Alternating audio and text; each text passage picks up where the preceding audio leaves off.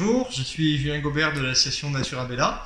Grâce à l'association ACME, nous avons pu mettre en place cette exposition qui s'appelle l'abeille sentinelle et qui permet de pouvoir justement présenter le monde des abeilles afin de mieux les connaître et mieux les reconnaître aussi quand on les voit butiner dans les fleurs et comprendre leur importance sur la planète. Donc l'exposition a plusieurs parties, donc toute une partie autour du monde de l'abeille pour justement voir tout ce qu'on vient de citer. Une partie aussi pollinisation pour comprendre justement quel est son impact dans la biodiversité et dans son rôle de pollinisateur. Et une partie aussi de tout le travail de l'apiculteur qui va du coup permettre de pouvoir aux abeilles être en bonne santé pour pouvoir les suivre et les aider à se développer comme il faut. Et en même temps toute la partie extraction de miel et miellerie.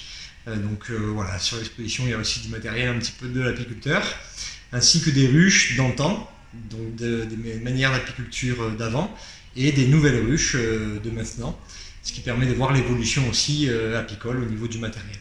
Nous avons le 3 mars mis en place des ateliers pour les scolaires, puis ensuite c'est les personnes de la médiathèque qui ont pris le relais et qui ont reçu des scolaires tout au long du mois de mars. Donc le 15 mars, ils vont accueillir 3 ateliers pour fabriquer des sticks à lèvres à base de cire d'abeille et en même temps donc faire découvrir l'exposition.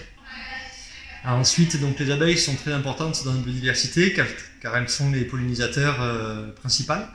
Il faut savoir que 70% de la pollinisation de nos fruits et nos légumes sont faits par l'abeille, donc l'abeille domestique qui s'appelle l'abeille Apis mellifica.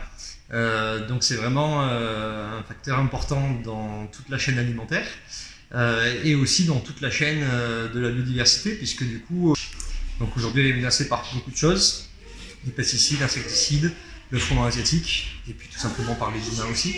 Voilà, le but de notre association et aussi de cette exposition, c'est de pouvoir justement parler de tout ça, sensibiliser à tout ça, et surtout refaire du lien entre les abeilles et l'humain, et entre la terre et l'humain, puisque c'est la terre qui nous fait vivre, ce sont ces insectes qui nous font vivre, et à partir de là, eux et leurs bases qu'ils mettent en place, on peut du coup développer notre vie, notre chaîne alimentaire grâce à eux.